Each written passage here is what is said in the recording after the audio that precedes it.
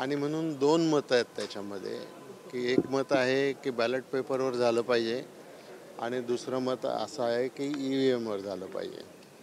शेवटी याचा निर्णय इलेक्शन कमिशन आणि सेंट्रल गव्हर्नमेंटने घ्यायचा आहे आणि ते काय निर्णय घेतील ते घेतील. परंतु एखाद्या गावामध्ये समजा कोणी काही मतदान वगैरे घेण्याची भूमिका घेतली तर मला वाटतं त्याचा फारसा काही उपयोग होणार नाही. परंतु त्यामुळे धारा 144 तिथं लावण्यात आली. काही लोकांची धारा 144 काय असते? 5 लोकांपेक्षा जास्त लोकांनी एकत्र जमू नये म्हणून, आणि त्याला काय अर्थ नाही. पाच लोक सगळीकडे उभे राहू शकतात.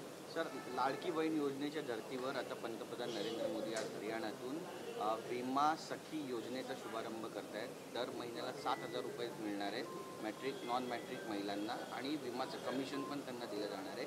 या योजनेकडे नेमकं तुम्ही कसं पाहता?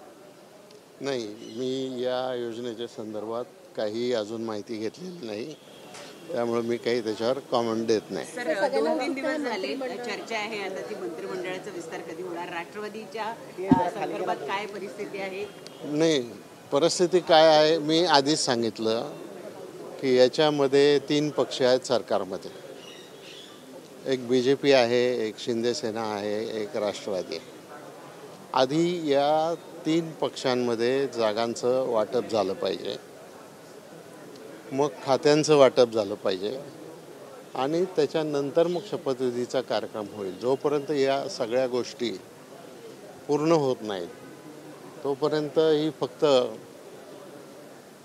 चर्चाच राहणार आहे. बाकी काही त्याच्यामध्ये प्रत्येकजण गेस करून आपापल्या पद्धतीनं बातम्या चालवतो आहे. पण मी आपल्याला एक सांगतो की माझी जी थोडीफार माहिती आहे तर नागपूर अधिवेशनाच्या आधी मंत्रिमंडळाचा शपथविधी व्हावा असं वाटतंय.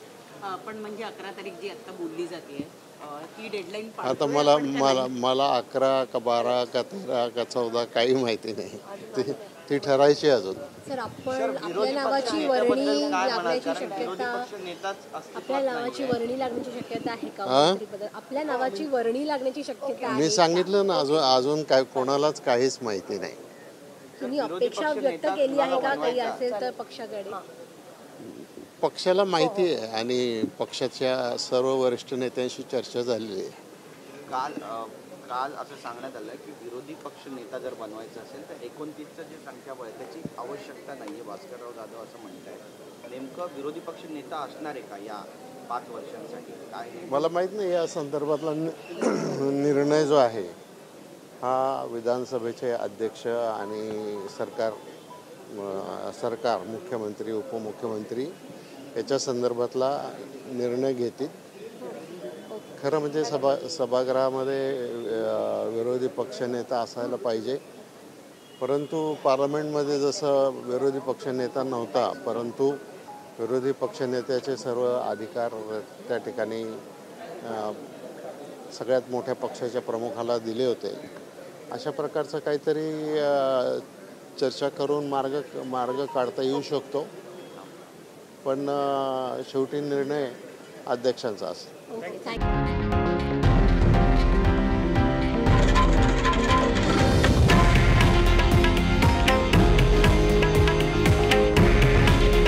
हे आहे देशातील नंबर 1 न्यूज नेटवर्क आणि आपण पाहत आहात TV9 मराठी.